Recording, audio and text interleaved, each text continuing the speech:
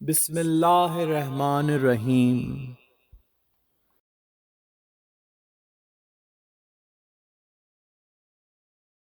इमाम मोहम्मद अल बाकिर अलैहिस्सलाम हुजूर पाक मोहम्मद रसूल अल्लाह सल्लल्लाहु अलैहि व आलिहि वसल्लम जिन जा फर्जंद मुबारक आले नबी औलाद अली आहिनि। 12 इमामनि में मोहम्मद अल बाकिर अलैहिस्सलाम पंजूं इमाम आहे। पहिरीं रजब साल 57 हिजरीअ मुताबिक़ सन 677 धारे मदीना में संदन ज़हूर अक़दस थियो। संदन वालदा पाक इमाम हसन अलैहिस्सलाम जिन जी न्याणी जनाब सैयदा फ़ातिमा बिनते हसन अल मुज्तबा अलैहिस्सलाम आहिनि ऐं संदन वालिद मौला इमाम ज़ैनुल आबिदीन अलैहिस्सलाम मौला इमाम हुसैन अलैहिस्सलाम जा फर्जंद आहिनि। ईअं इमाम मोहम्मद अल बाकिर अलैहिस्सलाम साईं पहिरियां इमाम आहिनि जेके वालिद ऐं वालदा ॿिन्ही जी तरफ़ खां इमाम पाक जी औलाद थी इज़हार थिया। बनी हाशिम जे पाक घराणे में नाज़िल थींदड़ पाण नूरनि मां नूर ऐं शेरनि मां शेर इमाम बाकिर साईं हसनी सादात ऐं हुसैनी सादात जो जामे मज़हर बणिजी आया। इने शख़्सियत मुबारक में इमाम हसन अलैहिस्सलाम ऐं इमाम हुसैन अलैहिस्सलाम जी इमामत जे सिलसिले जी वहदत जो बहर जारी थियो।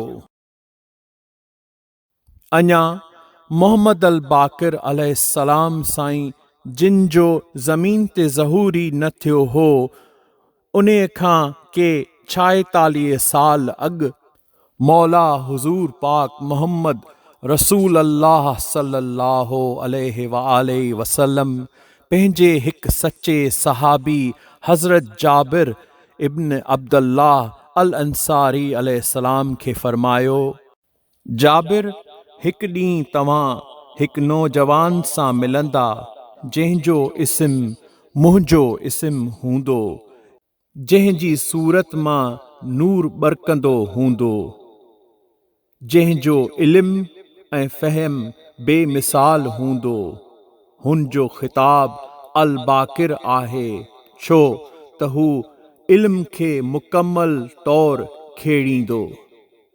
तव्हां मुंहिंजा सलाम हुन खे ॾिजो। बाकिर जी लुग़वी मायना आहे अरबी लफ़्ज़ बकर मां। ज़मीन खे जॾहिं हारी खेड़ींदो आहे तंहिंखे बकर चवंदा आहिनि। इमाम मोहम्मद अल बाकिर जो लक़ब अल बाकिर, जंहिंजो मतिलब आहे खेड़े, छाणे ऐं विरहाइण वारो। इमाम मोहम्मद अल बाकिर खे अल बाकिर अल उलूम जे लक़ब सां सॾियो वियो, मतलब त तमाम उलूम इल्म जी जमा, खे खेड़े, छाणे ऐं विरहाइण वारो। जंहिं दौर में मोहम्मद अल बाकिर अलैहिस्सलाम जो ज़हूर मुबारक थिए थो, इहो दौर अहल बैत रसूल अल्लाह सल्लल्लाहु अलैहि वसल्लम ते सख्त तरीन दौर हो। मौला इमाम हसन अलैहिस्सलाम शहीद थी चुका हुआ ऐं बनु उमैया जे माविया जी अणखुट लालच ऐं हवस पंहिंजे उरूज ते हुई, एतिरी क़दर जो हू इमाम हसन अलैहिस्सलाम सां कयल सुलह जा सभु मुआहिदा पामाल करे चुको हो। ईअं कंदे ख़िलाफ़त पंहिंजे पुट यज़ीद जे हवाले करे चुको हो।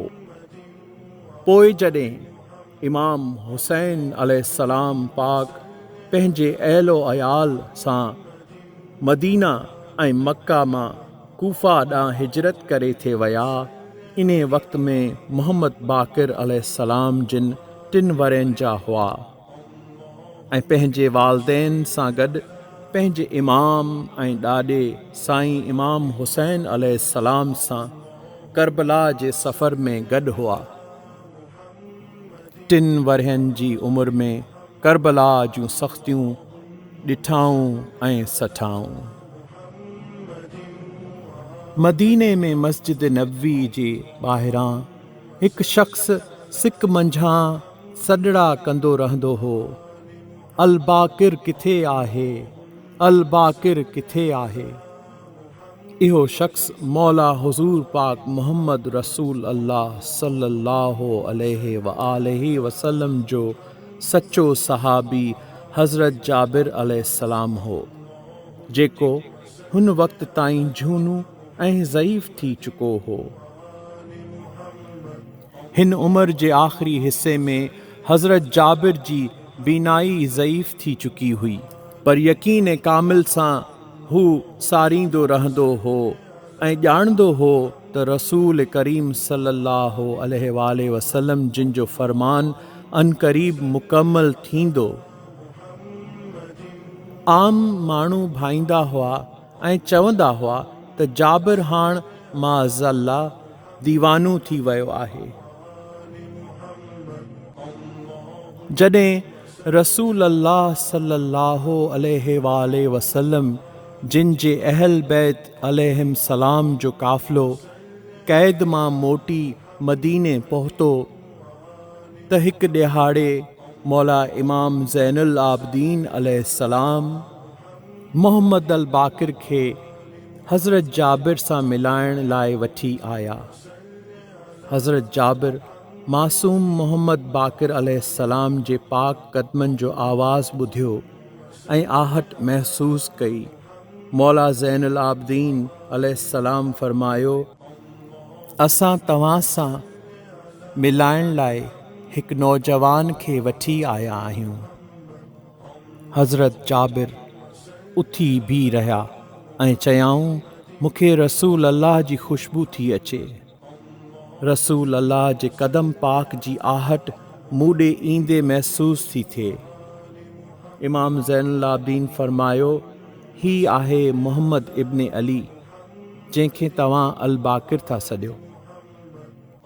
हज़रत जाबिर मासूम मोहम्मद अल बाकिर अलैहिस्सलाम खे खणी कच्छ में विहारियो ऐं संदन हथ ऐं पैर चुमी फरमायो, तव्हां जे नाना रसूल अल्लाह सल्लल्लाहु अलैहि वसल्लम मूंखे अमुर कयो हो त जाबिर, मुंहिंजा सलाम मोहम्मद अल बाकिर खे ॾिजा ऐं तहक़ीक़ रख त हू अल बाकिर आहे, छो त हू इल्म खे मुकम्मल तौर ते खेड़ींदो। मौला इमाम मोहम्मद अल बाकिर अलैहिस्सलाम जी आमद तमाम मुहिबाने पंजतन पाक अलैहिस्सलाम अहल बैत रसूल अलैहिस्सलाम खे मुबारक हुजे।